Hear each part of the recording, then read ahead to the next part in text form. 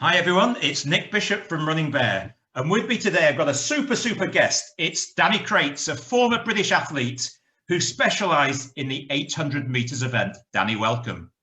Hi, how you doing? I'm great, thanks. How are you? I seem to remember when we met, it was a commentary workshop you were running with Rob Walker, wasn't it? The legendary Rob Walker, yeah. Back when we could all be in one place together. Absolutely. We didn't separated by virtual worlds. Times have changed a bit. So for the benefit of the listeners, Danny, I'm going to read out a brief CV of yours because it's pretty impressive. Danny is a former Paralympic world record holder in the 800 metres and won gold medals in a number of international competitions, including the Paralympic Games, European Championships and World Championships. How does that make you feel? Yeah, I mean, it's crazy because it's when people read it back, you don't really acknowledge it sometimes as an athlete, and I held every title at once, which is the thing, I guess, that you'd aim for, to have the European, World and Paralympic and world record holder all within one time frame. But that's just a snapshot of what was a 12-year career. You were the Usain Bolt of the 800 and 400 meters. Well, yeah, I wish. It's the modesty.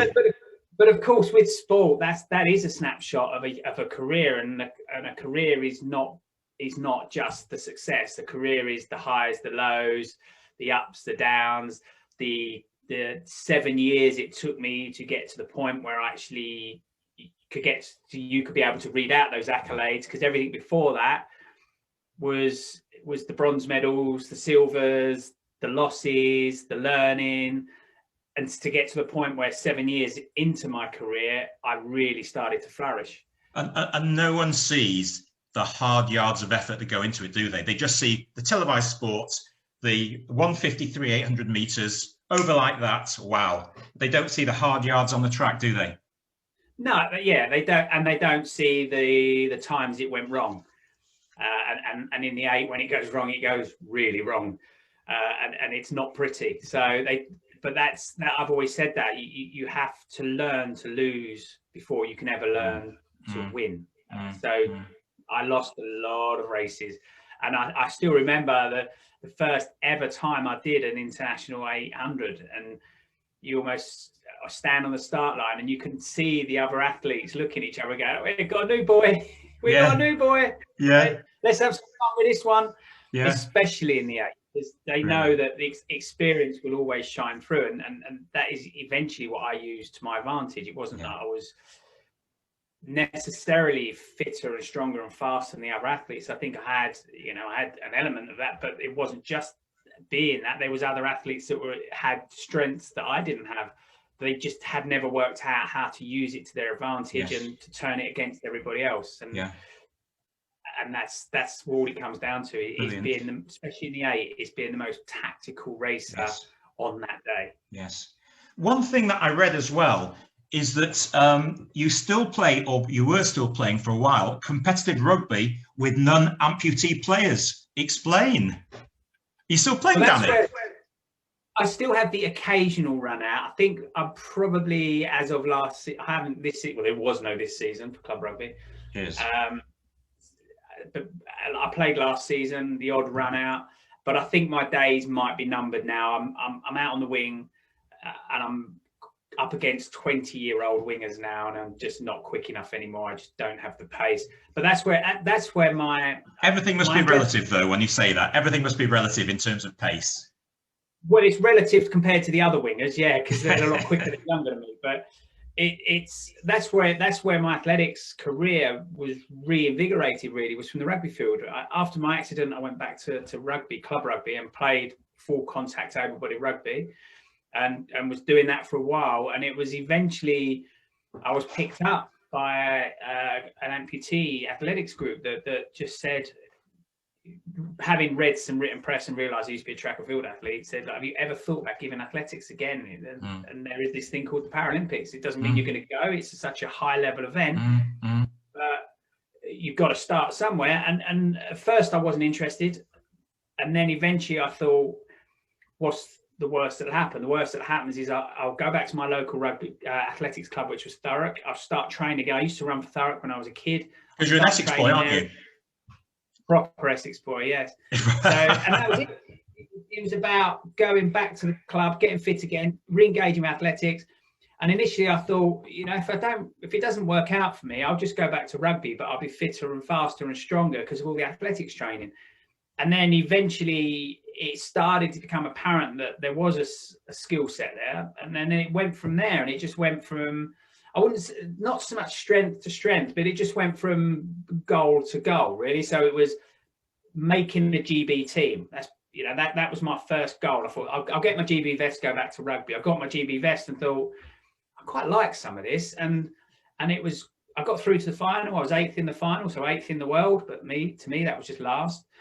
And I saw the people on the podium, the guys on the podium, and I thought wearing a vest is pretty cool, but standing on a podium is where I want to be.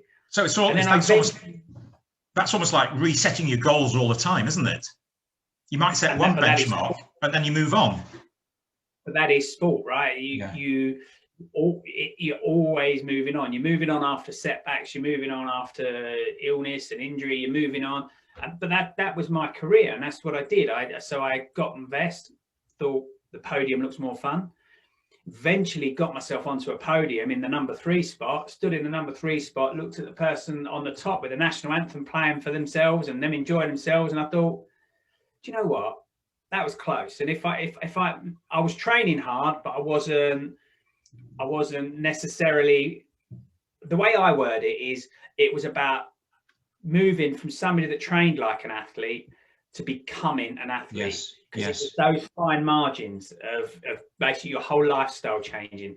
And people talk about sacrifices, but for me, it wasn't a sacrifice. I love what I was doing. So for me, it was a life choice. I chose to dedicate to athletics, and that was the shift for me that then took me from being number 3 and watching somebody else get their national anthem to eventually, but it's a gradual thing. It's not on day one that I said, right, I want to be a Paralympic champion.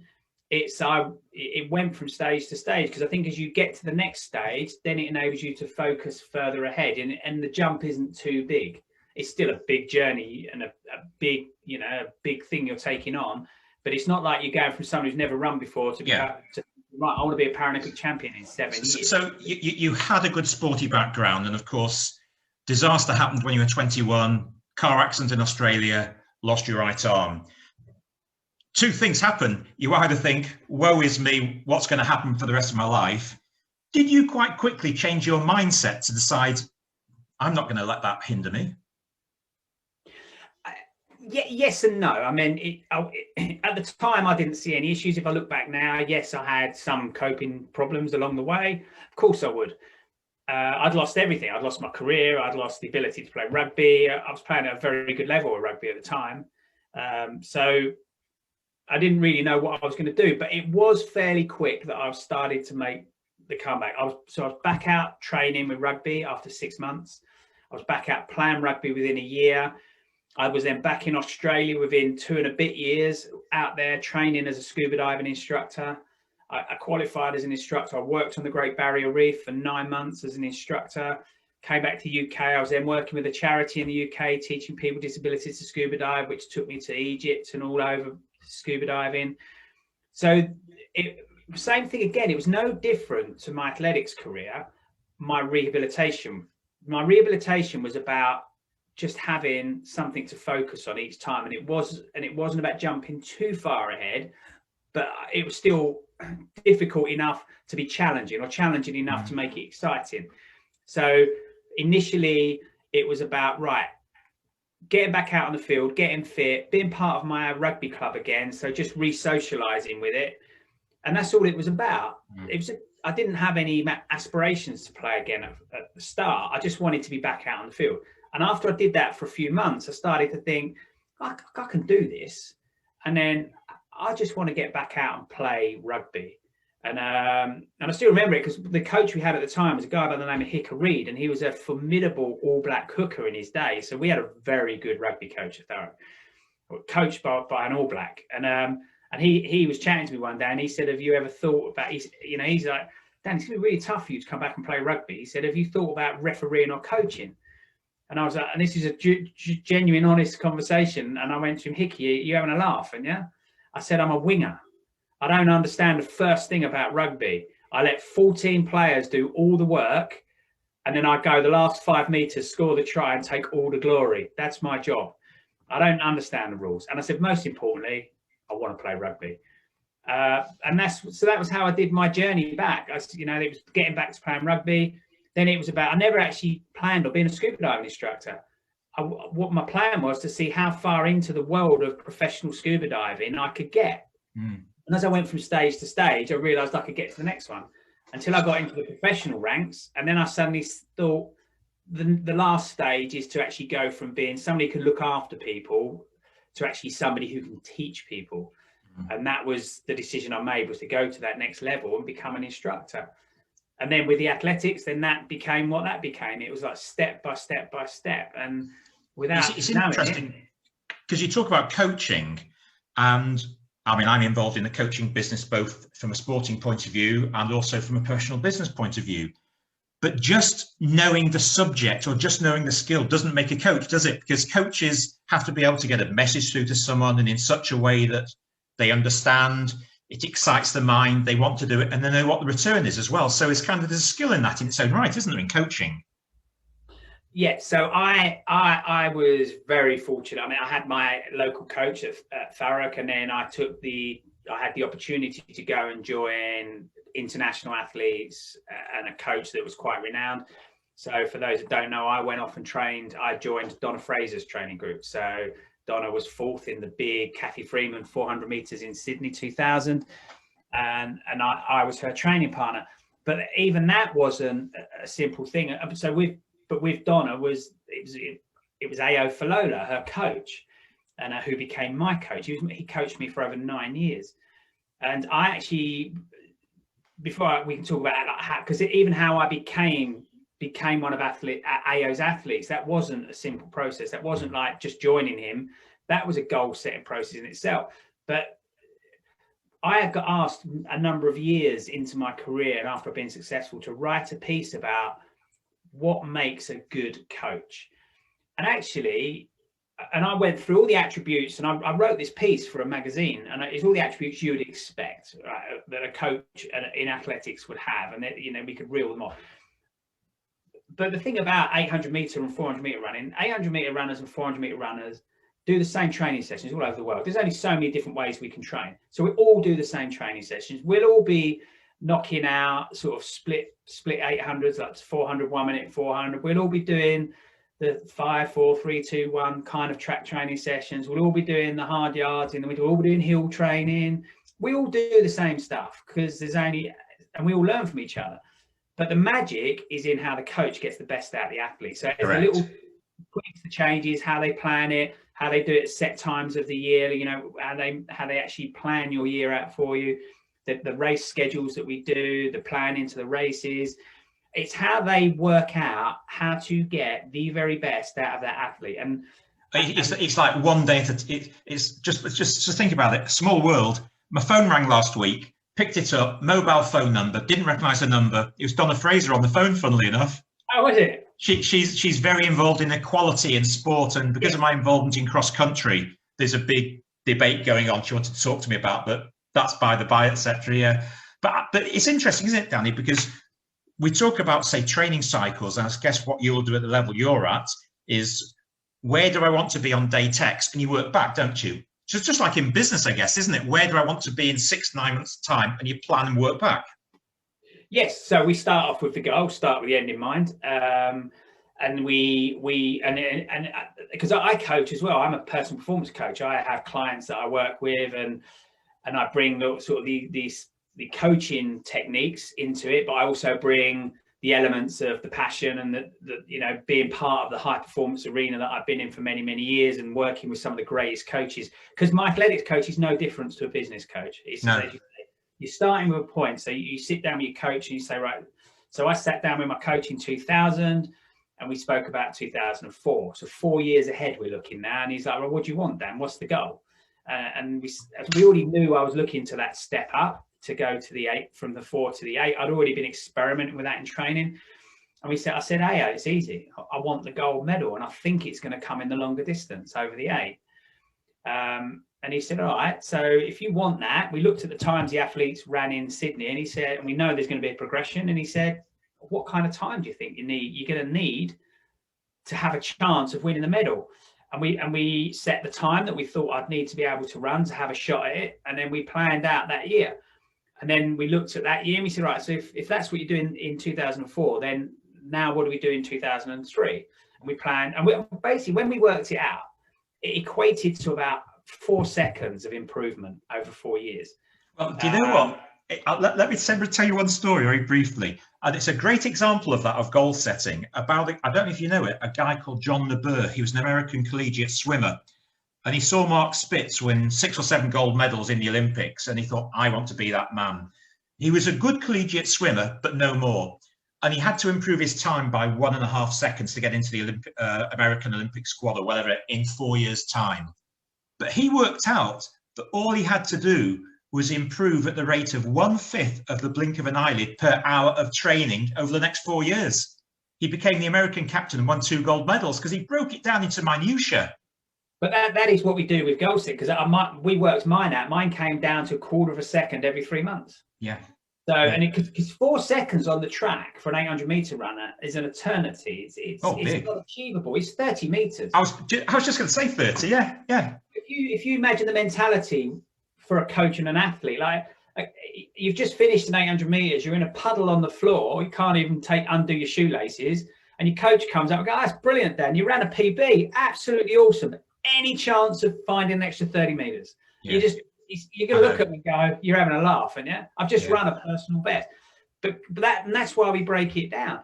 But it's not just about the breaking it down in the sporting world, because actually what it's about is about every day trying to be better than you was the day before. Every day trying to find that 1%. Every day trying to find that 100th of a second. And that's the difference between sport and business. In sport, we go into every scenario trying to be better. Weight training, trying to beat your PBs on the weights. Going to circuits. We used to do max training circuits. You know, how many press ups, squat thrusts, burpees you can do in a minute. It was always being tested. Every race, trying to be faster than you was the race before. Of course, you're not successful, but the mindset is, because you can't be faster every time, otherwise it would be infinite progression. But your mindset is, how can I improve on what I did yesterday? But on the flip side as well, when things go wrong, we don't just go, right, that never happened, I'm never talking about that again, I'm moving on. It's always about, there's something to be learned from that. You know, like I said earlier, you have to learn to lose races to be able to win one. And the reason that is because you've got to make mistakes. And you've got to learn the best tactics for yourself. And the only way you learn the best tactics is by finding out the ones that aren't working. So you're learning all the time before you can move on. And that's the difference. And that's what it's about. It's about it's not only about setting yourself the goal and then breaking it down. That's almost the easy part. But then it's about every day being better than you was the day before. Every day looking to improve on something. But to improve, but that's when you talk about, it's not just about training harder, running faster, because you can't do that. So it's about training smarter. What can we learn from everybody else? We bring in and that's what we're bringing to coaching. We bring all these different aspects. It's interesting, isn't it? Because I always say to people, when you have too much of a stretch in any one target, how do you celebrate success on the journey? And I always say to people in business sometimes, when you leave the office at 5 o'clock on a Friday, I'm just talking old school, 9 to 5 and etc. Most people leave the office, or perhaps you've had an average week training, and they beat themselves up about the small thing that didn't go quite right. They don't remember the 95% that was pretty damn good. They just beat themselves up about the 5%. And then we talk helpful self-talk and hindering self-talk. We do. And actually, there is a thing, though, so we always look at the lessons that sport can teach business, and there's many of them. And I think the biggest one is the difference between, in sport, we train for 95% of the time to perform 5%, whereas in business, we perform sort of 99.99999% of the time, and we do very little to the training, to the improving. But there's one thing I think business that will do better. The one thing that we don't do so well in sport is we don't always look back, and we don't actually sometimes sort of learn from success. We do from failure. We're good at that. We're good at analysing when things didn't go right, and learning from it. But when we go really well, sometimes we don't just step back sometimes, because sport is always moving forward and we're always planning the next goal, the next competition, and actually sometimes I think what we do need to do as sports people is just take a step back, take a breath and go, wow, I did that. Because like you finish your race, you get, and yes, the night you get your medals and that's great, but it's not long before your coach is going, that's great, Dan, yeah, you smashed that, well done, you're Paralympic champion. Now let's start thinking ahead. Let's start you back in training again in a week's time. And I think that is something, I think that is really important as well, because sometimes we do need to celebrate success, and we do need to, and it doesn't mean we're going to go off on a 6-month bender, but it just means it's just a mental thing as well. Well, I think too much, if we say to people, pat yourself on the back sometimes, think about the great things you've achieved. We talk about visioning and pictures and things like that. But some people might say, oh, it's a bit American, that, isn't it? It's not very British, but it's an important part of our own well-being almost, isn't it? Yeah, we do. It is for your own sort of well-being, and also because I think sometimes I have one, because in the world of coaching, I work with a load of other coaches, and I was beating myself up literally last week because I'd set myself a load of things I needed to do. And in my head, I hadn't done them. And I was talking to a coach in a coaching conversation, and they was like, well, what have you achieved last week then? Just as an open question, right? And I went, I did this, and this, right? So actually, I hadn't necessarily hit all the targets I set myself on my to-do list, but I got way over and above with other stuff that I'd done. And it was only when I stood back and I went, do you know what? That's actually been quite a successful week. And I think it's really important to reflect on what we achieve sometimes. Absolutely. As you say, we spend too long beating ourselves up on what we haven't achieved. We do need to celebrate the wins. We have to hold ourselves to account if we're not doing stuff, and ask the question, why didn't you do it? What was more important?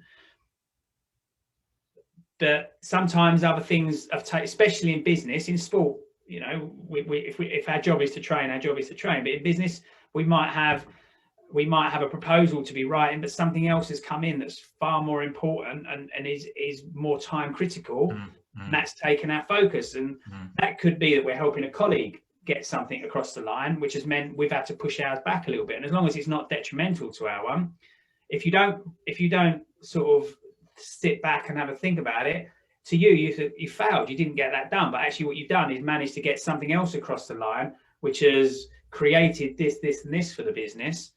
And it's a win. So we do need to, but it's also in terms of the pat on the back, it's about understanding when you work with groups of people is what floats people's boat. Because some people, when you have a win in business, especially in business, some people want that when they walk in the office on the next day. They want the office to stand up and whoop and holler, and because that's what works for that person. Other people just want that little sly pat on the back. Some people just want a very quiet little nudge, and that quiet bit where you go, you smashed that. It's about knowing people as well. Absolutely. That's the role of a leader, isn't it? And people underestimate the importance of a few well-chosen words. Do you know what? I went out for a walk this morning. The postman was delivering to me. Do you know what he said? He said, "Morning, Nick. It's a lovely day." My postman, I felt fantastic. Do you know, my postman called me by my first name, and I just felt great. So it can be the small things, isn't it? And we're getting into teams a bit here now, Danny. I know you were a flag bearer, weren't you, for the Olympic Games? Were you team captain or? No, flag carrier. Okay, flag carrier. But so tell me about, people will say that athletics is a very personal and sometimes individual sport. Is it like that, or how would you sort of, help and coax and nudge and infuse your teammates? Actually, I mean, athletics is a team sport, because, so looking back, so my training group, I had a training group. I spent most of my life with them, with Donna and Joe and Catherine and Sarah. That's all international athletes. So Catherine Murphy, Sarah Riley, Donna Fraser. Joe Fenner, she was at the time, you know, Marion Akuru was in my training group. All these people that we train with, we're a team. We had roles within that team. So when AO took me on, and as I alluded to earlier, it wasn't a simple way to come and join me, Dan. Donna was one of our top female athletes in the country. So she needed training partners. There's not going to be many that are going to be able to keep up with her. So AO needed someone that could train with her, but she's a top international elite athlete. She's not going to put any idiot in there who's going to mess up her career. So I got introduced to AO and Donna through a physio by the name of Kevin Lidlow that most people in the world of sport will know, especially if you live in this part of the world. And he introduced us. And at the time I was progressing up and I'd done my first international and I was looking to try and get onto the rostrum. And Kevin introduced me to AO and said, look, Danny's a good friend of mine, and you know, this is his dream and his ambition is to make the Paralympics. Can you help him out? And so AO didn't just say, yeah, come and join my training group. He sat me down and he said, right, Dan, you know, gave me some tips, some advice. And he said, I don't think you're ready yet to be a full-time international athlete in terms of my group. He said, but, you know, go away, crack on with this stuff, come back and let me know how you get on and we'll have another discussion. And he set me some targets. And because I wanted it, I went off and I smashed them targets. And I came back to him and I had another conversation. He was like, hey, I've done this, and this that you set out for me. And I'd love to train with you. And he said, you've done what I've asked, you know? And actually, in terms of being a team, Donna is phenomenally fast, like 100, 200, 400. She's got speed. But to be a great 800-meter runner, you need the endurance element as well, the speed endurance element. And I'm not saying she didn't have it. She had it plenty. But what would help her in training is they could find faster sprinters than Donna, but they didn't necessarily have people that could train full time that had more speed endurance than Donna. And I had speed endurance. I had that strength inside me. So suddenly you put two people together that you've got Donna that's fast. So the speed sessions we're doing, I've got Donna to chase down the track. But when we get to the speed endurance sessions, Donna's got someone to latch in behind to pull her along, to drag her along a little bit. So you're creating a team now. And then Joe Mersch come in and joined the training group, you know, a phenomenal 800-meter world indoor bronze medalist. Joe was immense at recovery. So Joe could recover really fast. So when we're doing the specific 800-meter training, especially short recovery, high reps, where you're getting 30 seconds to recover after doing a mile before you do another mile and things like that, Joe was brilliant at that. She could recover just like that. So then you bring another element of strength into the group, which I had someone to be working towards. So now, like, my recoveries were being shown to be almost a little bit weak is the wrong word, but they needed work. I had someone to latch onto. So you're putting a team together. And then when you go to the games, you're a team. Like, you're a team of athletes, all with one purpose, which is to individually win your medals or to do as best as you can in your event. But we're there for each other. We're there to support each other. We're all at different points in our career. We're all having highs, all having lows. And it's about how we interact on games as well, because everyone deals with the stress and the pressure very differently. So you have to understand your athletes around you. You have to understand that so-and-so, whilst normally is a right laugh and messes about and gets involved in everything, when it comes to race time, they just want to be left alone. They want to be in their room, quiet, not bothered. You have to know that some are generally quiet sometimes, go the opposite, and they're bouncing off the walls and they want to talk to everyone and they want to get involved in everything. And with them, you're trying to calm them a little bit. So it's just that it is a massive, massive team sport. I guess in a way, what we're saying is that any successful team has to have a lot of different constituent parts, really. So if you have 12 of the same, it's not going to work.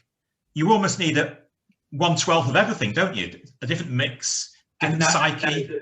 And no different with teams in business. You know, if you have 12 people that do the same job, exactly, you're not going to get any kind of ability for the team to grow because you've got no one who's bringing in different perspective. And that was the same with athletics. You're bringing in different people that have different strengths to pull each other along. All similar, doing similar events. But that was the magic, and going way back to what earlier in the conversation of coaching as well, is my coach didn't turn up on a Monday morning and the whole group did the same training session. Sometimes I would be getting there at 10 o'clock to start my training session. It was always we start training at, so he left it up to us how long we needed to prepare. AO would say we're starting at 10, and that meant foot on the line, ready to go.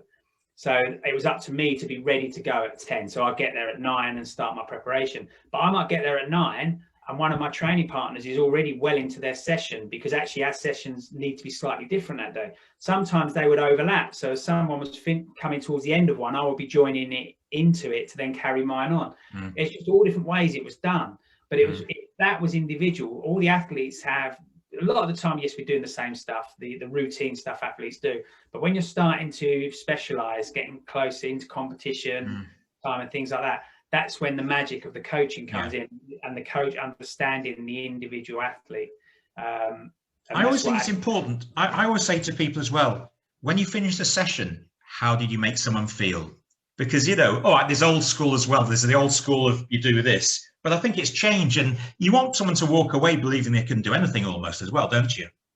And when you, with that in mind, that goes back to something else you said about, you know, when we get the best out of people and things like that. And it's how we talk to people. And I always remember it. So in Athens 2004, and this is about knowing your athlete inside out. So AO had been to the Olympic Games with Donna and Joe, and you know, and he always used to do this thing before a big race. You do a bit of a walk and a talk on just before the warm up. And as some people may know, at a major international, we warm up on a different track. We warm up on if there is a track there. Might be a tennis court, but at the Olympics, it's a track. So we warm up on the track next door, and I got there to start my warm up for the Paralympic final, and it's a nerve-wracking time. You get there early because you don't want to be late, and you've got the other 7 athletes from your final in the same vicinity, training on the same track, warming up, preparing for the race. So, and then in amongst that, you've got the GB camp. So we've got a big marquee we're under, but you've got your teammates coming in, like from competition, some of them in floods of tears because it's all gone wrong, perceptually all gone wrong. Some of them bouncing off the walls because they've exceeded all expectation, wanting to tell you about their event, and you haven't even started your warm up yet. I'm just hiding under a coat, like just trying to stay out of it. And then somehow my coach has to get me ready to start preparing for the race. And when we had the set time that I was going to start my warm up. So about 10 minutes before that, AO said, "Come on, Dan, let's walk and talk."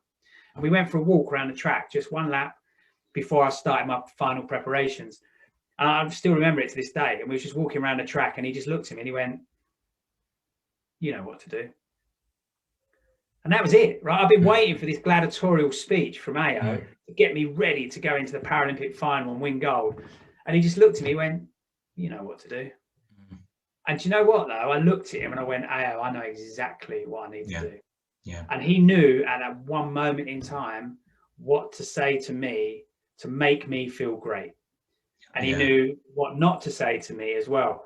And that's also what they do in the sessions before, right? Coaches in the session, the final training session before a major event is usually 3 days before, maybe. They always give you something subconsciously, because they're not going to let you know they're doing it. They'll give you a session they know that you will absolutely smash time after time after time. And then it might be, AO might say, "Right, Dan, you're doing 3 reps, you know, just race pace, 300 meters, or you're only going 300 meters, but you can do it at race pace. And we'll have 15 minutes between each one because I want you to be really fresh." You do the first one, you hit it on the nail. He tells you what pace he wants you to run it in. You do it to the, you know, the 100th of a second. And then he'll go, "You're done. You're ready." Because he knows that's all he's doing is fit. You're just absolutely fine-tuning to the very nth degree as you get to that goal that's been set a year ago, almost, aren't you? You know, because it's the minutiae now rather than the micro, isn't it? You don't need to do much. It's just making you believe you're the best thing since sliced bread, aren't you? That's it. The work's done. All he's doing is helping build that confidence. So and that's what it's about. It's about and confidence. You know, you've got to be confident. You've got to be confident in your own abilities. A couple of things before we close, Danny. So next 5 years for you, what's happening? Do you plan, or do you just let things happen? No, I do. I mean, I do plan. And the thing about I've always planned. Well, it's a discipline you've learned from your career. Yeah, and it's not necessarily I sit down and I'm in the office now. It's not like I've got a big map, like road map up on the wall. but I'm always thinking ahead. I'm always thinking about the future. I've got a newborn baby, so my next 5 years of tiring. I better not keep you too long. Yeah, it's quite nice to be out here actually. And then I've got a 13 and a 10-year-old. Actually, my 13 and a 10-year-old, I can't keep up with anymore. So running with them is just, it's just me plodding along, sweating. Hey, just show them the medals. Just show them the medals. Yeah, I don't think they're interested anymore. And then my children used to have a picture of David Weir on their wall. They didn't have a picture of me. Oh yeah. They had David Weir with his 4 gold medals up on their wall, signed pictures of them. There weren't no pictures of me.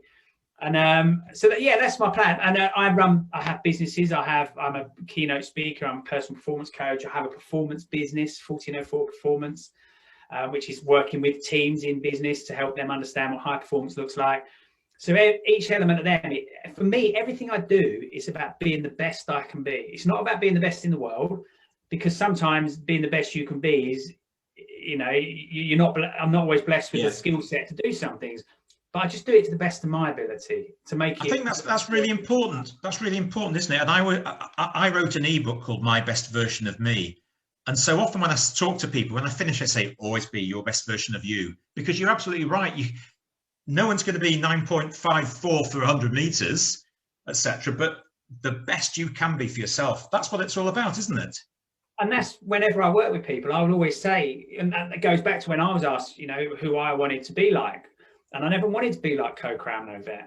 Love to be able to run like them, but I don't want to be like them. They're them. I'm me, and I just want to be the best version of me. So as an athlete, I wanted to be the best athlete I can be, and that's why I was one of the first Paralympians. Because in the early days when I was involved in it, a lot of Paralympians or disability athletes would train in disability groups, and because the sport was quite young, and I just said, I don't want to do this.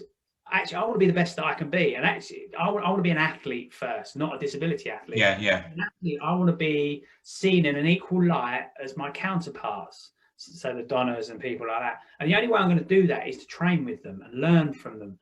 So I went and trained with Donna and Ao. And so by training with them, I would then spend, we used to go to America for 8 weeks.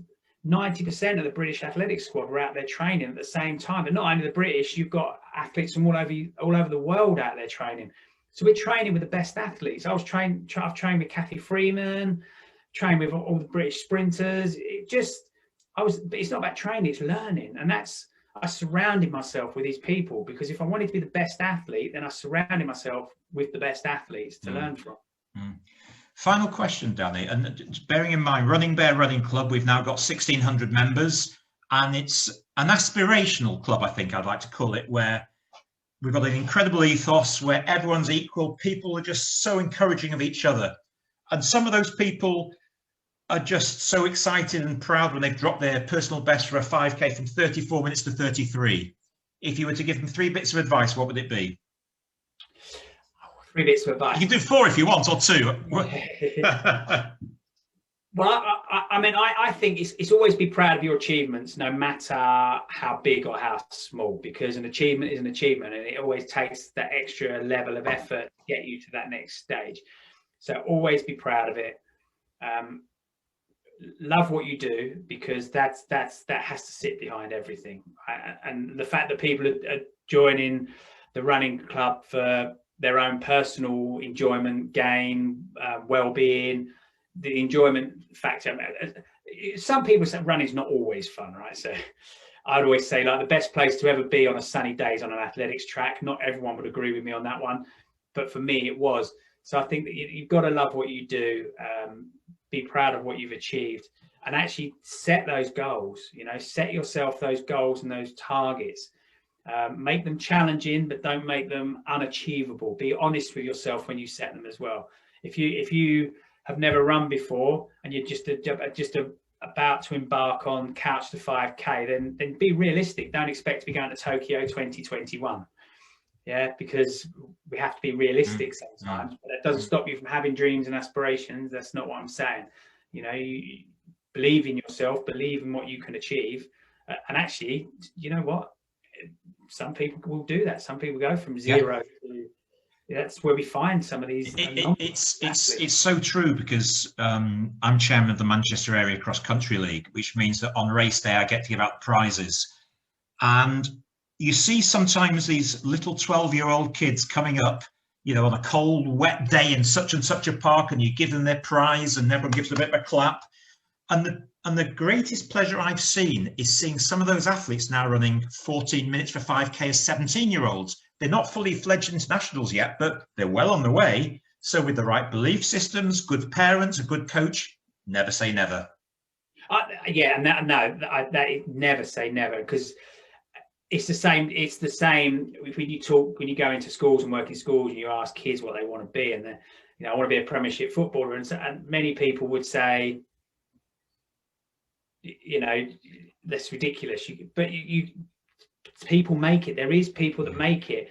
What you have to do is look at where you're coming from as well. And if you have the skill set in there, and then you add the skill plus hard work equals success, then you have the potential to achieve it. I'd never be one to. That's a really interesting point to close on, because I was reading some articles about how much ability is learned, how much ability is hereditary, as in genes, and all of the research says that 70% is the hard work you put in, and 90% of all of that is the attitude. 100% of that is correct. Yeah. It is. I mean, my unscientific theory is, for every successful person, so for every Usain Bolt, for every Paula Radcliffe, for every Roger Federer, for every Michael Phelps, go to music, for every Adele, it doesn't matter, or go to film, it doesn't matter what genre you're looking at and what area of life. For every ultimately successful person, there's probably 10 that could have done it better. Yeah. But out of those 10, we lose some to circumstance. That's life. Life can be cruel.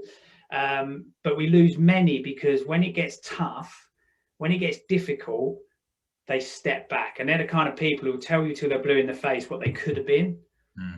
I could have been a Premiership footballer. I could have beaten Usain Bolt. I used to beat Usain Bolt when he was at school, and if I hadn't found women and drink and drugs, I would have done that. I'm not talking about me personally, by the way. But we all know these people, right? We all got mates that will tell us in the pub till they're blue in the face what they could have been. That business that sold for 45 billion, I had that idea, I could have done that. I just thought always, I'd rather be the person that tried to be. Failed miserably at it, but I gave it a damn good go. And I think, that is it for me. And the mindset I have is, when I try new things, it's what's the worst that'll happen, right? The worst that'll happen is I work out it's not really for me, and I'll go back to doing what I was doing, but I will bring back some extra skills that I've learned along the way to my other life. And for me, that's really important. It's always being prepared to try new things, try something different, step outside your comfort zone. It's indeed, because I think it's a bit like saying, leave it on the track, everything you've got. And on that note, Dan, we're going to have to leave it there. So I'm so grateful for you for giving your time for Running Bear. It's been a pleasure and an honour speaking to you. Thank you so much, Danny. Thank you.